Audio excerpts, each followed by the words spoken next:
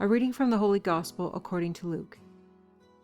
As Jesus came near Jerusalem and saw the city, he wept over it, saying, "If you, even you, had only recognized on this day the things that make for peace.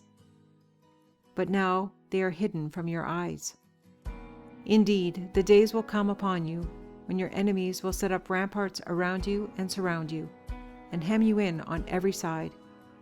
They will crush you to the ground, you and your children within you, and they will not leave within you one stone upon another, because you did not recognize the time of your visitation from God." Our gospel passage is at the end of Jesus' journey to Jerusalem. And Jesus in this is completing his journey back to the Father. Previous to our passage, Jesus had his triumphal entry into Jerusalem, as it is generally known. Our passage today indicates that Jesus is still outside of Jerusalem, as now he came near and saw the city.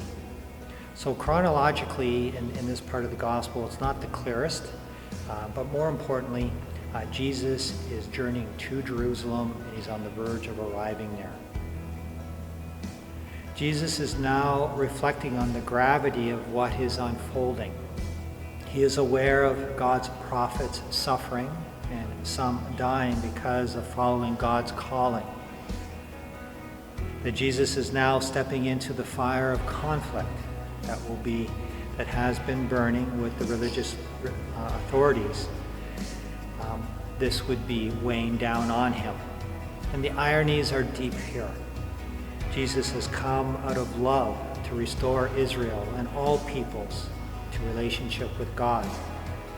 Yet there is resistance that will devolve into violence in Jesus' death.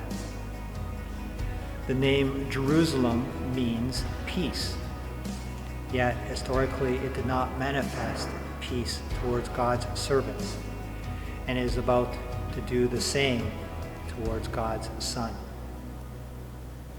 Jesus' forewarning of Jerusalem being crushed and no stone left upon another not only tells of Jerusalem's future fall, but of also the temple's destruction. The temple was the epicenter of Israel's relationship with God.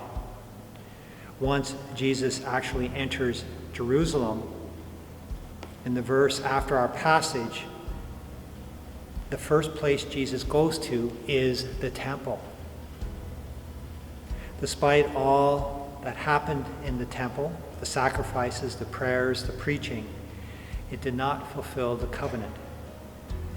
It would be Jesus who would fulfill the covenant, replacing the temple with himself through his death and resurrection. Our gospel passage reminds us of the extent God has gone to restore all people and creation to God's love. We give thanks for this gift, and out of gratitude, in turn, we live this gift out in our love for God and love for our neighbor.